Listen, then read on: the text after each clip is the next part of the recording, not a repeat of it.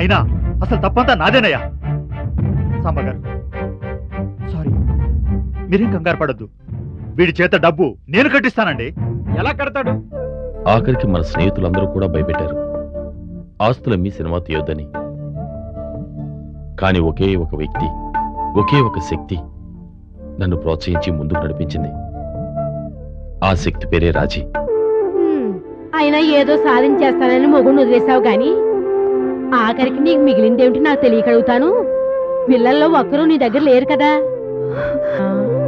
మీరు నీరు పోసిన ఈ మొక్క బాగానే ఉంది మేడం, కానీ మీ నీడలో ఎంతో ఎత్తుకు ఎదగాల్సిన ఓ మొక్క మొదల్లోనే వాడిపోయి కృంగిపోతోంది. అందుకు నేను చాలా బాధపడుతున్నాను మేడం. ఎవరి గురించి రఘు నువ్వు మాట్లాడుతున్నావు? ఎవరి గురించి అయితే నేను ఇంతగా చెప్పాల్సిన అవసరం లేదు మేడం. నేను చెప్తోంది సమీర్ గురించి. సమీర్? సమీర్కి ఏమైంది? సమీర్ ఇప్పుడు పూర్తిగా పతనం అయిపోయినట్లు అనిపిస్తోంది. వ్యాపారం బాగా దెబ్బతింది. ఆ సాంబా ఈ రోజు రేపో సమీర్ మీద దాడి చేసి షాప్ లాక్కునే పరిస్థితి కనిపిస్తుంది. ఎందుకు? అతను బాకీ తీర్చలేకపోతున్నాడా? సంపాదించిందంతా వ్యసనాలకే సరిపోవట్లేదట. ఇక అప్పు గురించి వేరే చెప్పాలా మేడం? రఘు, సమీర్ విషయంలో నేనెంత క్షోభపడుతున్నానో భగవంతుడికి తెలుసు. కానీ ఈ సమస్యను సాల్వ్ చేయడం ఎలా? నాకు అందిన సమాచారం ప్రకారం సమీర్ పూర్తిగా ఊబిలో కూరుకుపోయినట్లు అనిపిస్తుంది. మీరు సమీర్ను వదిలిపెట్టి పొరపాటు చేశారేమో మేడం. మీకు చెప్పేంతటి వాణ్ణి కాను. ఎక్కువగా మాట్లాడితే క్షమించండి.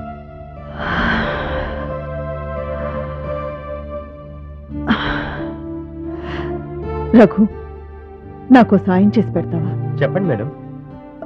సమీర్ ఫ్రెండ్ గోపాల్ ఎలాగైనా పట్టుకో, నేను అతన్ని కలుసుకుని ఏర్పాటు చేయి. అలాగే మేడం. ఈ రోజు సాయంత్రం లోపు ఆ గోపాలంగాన్ని ఎలాగైనా కలుస్తాను. వస్తాను మేడం. థాంక్యూ రఘు.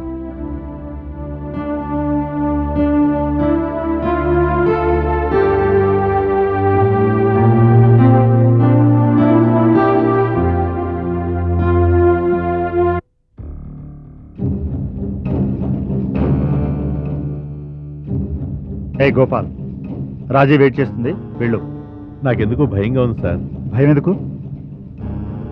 ఎప్పుడు లేనిది ఆ రాజేశ్వరి నాతో పర్సనల్ గా మాట్లాడేమిటి? అందుకే సార్. నీ మొహం, ఈ మాత్రం దానికి భయపడాలా? నీ వెనక నేనున్నానుగా. అసలు ఆవిడ ఏం మాట్లాడుతుంది? ఆ సమీర్ గారి గురించి యోగక్షేమాలు అడుగుతుంది, అంతే. అంతే అయితే పర్వాలేదు సార్. అంతకు మించి అడిగినా నువ్వు నోరు విప్పవు, నా పేరు చెప్పవు. చెప్పావో నువ్వు బ్రతకవు. అమ్మతోడు మీరెవరో నాకు తెలియదు, అంతే.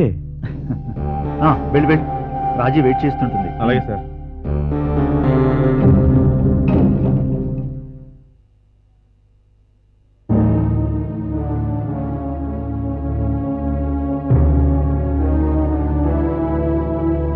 నమస్తే మేడం.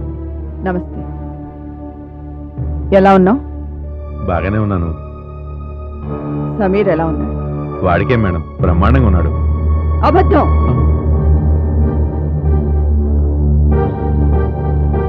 అబద్ధం. వాడు సమీర్ ఇప్పుడు క్షేమంగా లేడు, అవునా? మేడం అది నాకు తెలుసుకోవాలి. సమీర్ ఇప్పుడు చిక్కుల్లో ఉన్నాడు, వ్యాపారం నష్టంలో ఉంది. ఆ సాంబ సమీర్ని ఏ క్షణంలోనైనా నడిరోడ్డు మీద నిలబెడతాడు కదూ? అవును మేడం. అందుకు నువ్వు కూడా ఓ కారణం కదూ? అవును. కాదు కాదు కాదు మేడం, వాడు చెడిపోవడం నా ప్రమేయం ఏమీ లేదు మేడం. సరే, జరిగిన దాని గురించి నేను అడగను, కానీ ఇక మీదైనా వాడు బాగుపడతాడని నువ్వు చెప్పగలవా? ప్రయత్నం చేస్తాను మేడం. చూస్తారు. మొదటిసారిగా చివరిసారిగా నీ మీద నమ్మకం పెడుతున్నాను. తప్పని పరిస్థితుల్లో ఇదిగో 10 లక్షలకి చెక్. సమీర్ అప్పు సగం వరకైనా తీర్చు. తీసుకో. అలాగే మేడం. ఇది నేను ఇచ్చానని చెప్పకు. నేను ఇచ్చానని తెలిస్తే వాడు తీసుకోడు. నువ్వే ఎక్కడో తలతాకట్టు పెట్టి తెచ్చానని సమీర్కి చెప్పు. గోపాల్, నువ్వు కూడా నా కొడుకు లాంటి వాడివే. సమీర్ బాధ్యత నీ మీద పెడుతున్నాను. నిన్ను బ్రతిమలాడుకుంటున్నాను. దయచేసి దయచేసి నా సమీర్ను నాకు దక్కించు. తల్లి మనసు అర్థం చేసుకోవడానికి ప్రయత్నించు గోపాల్. మీరేం బాధపడకండి మేడం. సమీర్కి ఎలాగో నచ్చ చెప్పి మీ దగ్గర పంపిస్తాను కదా. ఆ పని చేయి గోపాల్. నీ సహాయం ఎప్పటికీ మర్చిపోను. అలాగే మేడం. మీరు ఇంక బయలుదేరండి. Thank you Gopal. ఆ,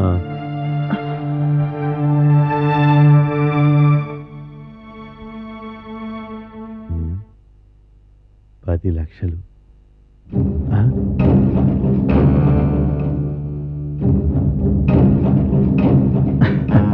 గుడ్ అమౌంట్. నీ చిల్లర నీకు పడేస్తాలే. అలాగే సార్, మీ దయ. మ్మ్.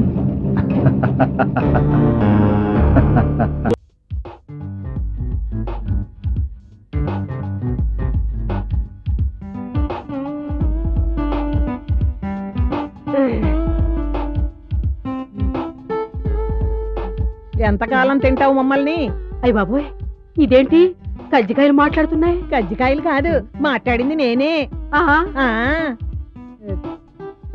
అయినా తులసమ్మ గారు, ఈ వయసులో ఈ సిరితిళ్ళేంటండి? ఏంటే నన్ను పట్టుకొని ఎంత మాట పడితే అంత మాట అంటావా? అనరా ఏంటి?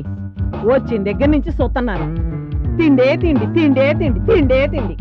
నేను తింటే నీకెందుకు కడుపు మంట? కడుపు మంట కాదు, ఒళ్ళు మంట. ఆ, లేకపోతే ఏంటి, ఈ వయసులో ఇంతంత తింటే అరుగుతుందా? రేపు మీకేమన్నా ఈ రేసినాలు పట్టుకున్నాయనుకోండి, నాకే కదా బాధ. ఏమిటే నన్ను తక్కువ అంచనా వేస్తున్నావు?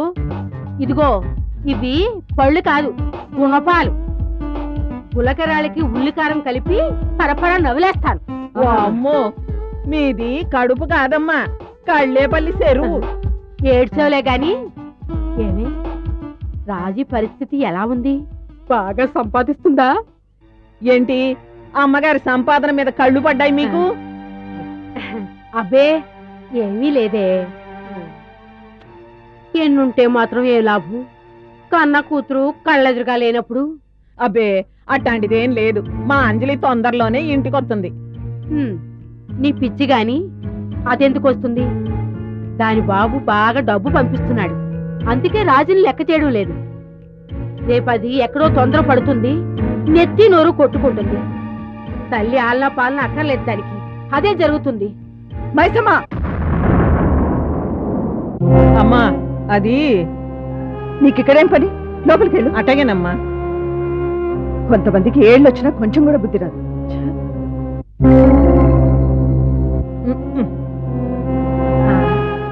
నన్నేనా అన్నది? నన్నెందుకు కడుతుందిలే.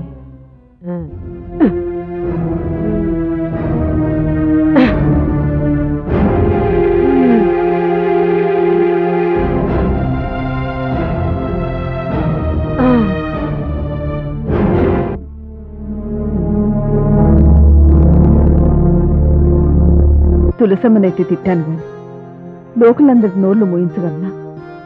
అంజలి మొండితనంతో నన్ను చూడ్డానికి ఇష్టపడకుండా ఎలాగో అలా ఒప్పించాలి. ఇంతకాలం నన్ను నవ్వను అంజలిని ఒప్పించడం ఎలా? ఎలా ఒప్పించను?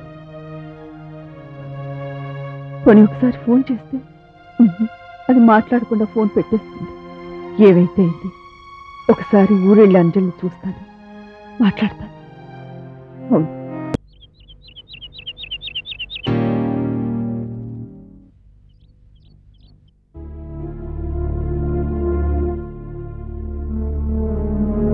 వదినా. అరే రాజీ, బాగున్నానమ్మా, రారా. ఎన్నాళ్ళైందో నిన్ను చూసి. కూర్చో. ఏమండి, ఏమండి, ఎవరొచ్చారో చూడండి. సమయానికి ఎక్కడుంటారో తెలీదు. ఎవరు? రాజీ, నువ్వా? కులాసగా ఉన్నారని. ఫస్ట్ గా ఉన్నానమ్మా. నువ్వెలా ఉన్నావు? బానే.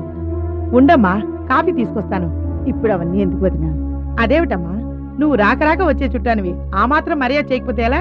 నువ్వు కూర్చో. ఏమండి, మీరు మాట్లాడుతూ ఉండండి. అలాగే కూర్చోమ్మా.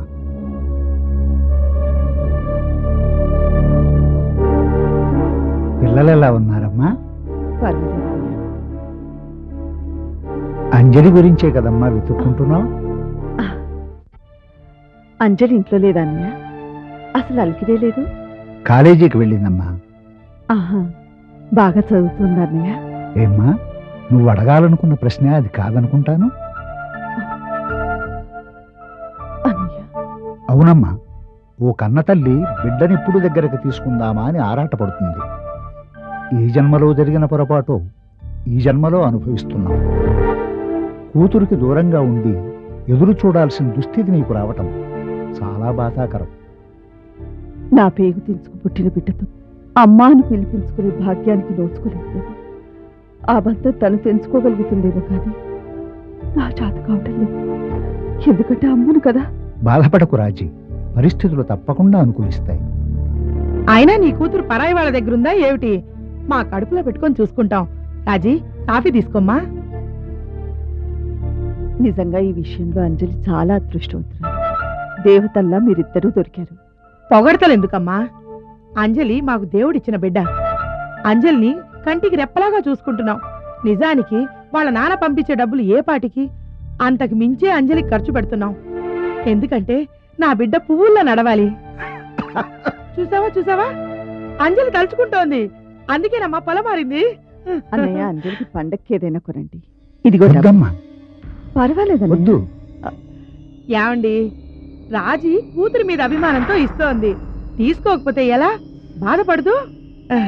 మంచి చీర కొంటాను ఆ అంజలికి. ఏమండి, ఈ డబ్బు మీరు పొరపాటును కూడా ఖర్చు పెట్టడానికి వీల్లేదు. నేనా? మీరింకేం మాట్లాడకండి. ఈ డబ్బు బీరువాలో భద్రంగా దాస్తాను. అమ్మా, అంజలి వచ్చే టైం అయింది. అందుకే నేను ఎదురు చూస్తున్నానన్నయ్య. అంజలి నేను చూస్తే అర్థమైందన్నయ్య. కానీ అంజలి చూసి చాలా రోజులైంది. ఒక్కసారి చూడాలనుంది. తను చూడకుండా జాగ్రత్త పడతాను. అమ్మా రాజీ, ఈ విషయంలో నేనెంతో దురదృష్టవంతుడమ్మా. మీ తల్లి కూతుళ్ళను కలపలేకపోయాను. అంజలి వచ్చినట్లుంది, ఆ గదిలో కూర్చోమ్మా.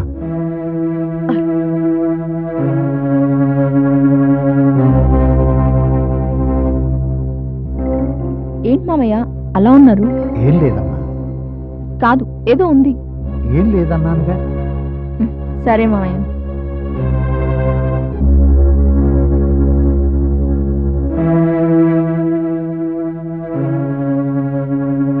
అమ్మా అంజలి, మీ అమ్మ ఎక్కడికి? వద్దు మామయ్య, ఆవిడ ఇక్కడ రావడానికి వీల్లేదు. ఆవిడ మొహం చూడటానికి కూడా నాకు ఇష్టం లేదు. అది కాదమ్మా. చూడండి మామయ్య, ఇంకొకసారి ఆవిడ గురించి నా దగ్గర చెప్పకండి. ఒకవేళ ఆవిడతో నన్ను కలపాలనేదే మీ పట్టుదలైతే చెప్పండి. ఎట్టైనా వెళ్ళిపోతాను. మళ్ళీ మీ కంటికి కనిపించను. ప్రశాంతంగా ఉండాలనుకునే నన్ను ఎందుకు మావయ్య డిస్టర్బ్ చేస్తారు? ఆవిడ తల్లి కాదు, రాక్షసి. నా దృష్టిలో అంతకంటే ఎక్కువే. కన్న కూతుర్ని గాలి కొదిలేసి ఇప్పుడు నేనే కావాలని కోరుకుంటుందంటే నేను నమ్మను. దీని వెనకాల ఏదో కుట్ర పన్నే ఉంటుంది. అమ్మా అంజలి, వద్దు, ఆవిడ గురించి నాకేదీ చెప్పద్దు. మీకు పుణ్యం ఉంటుంది.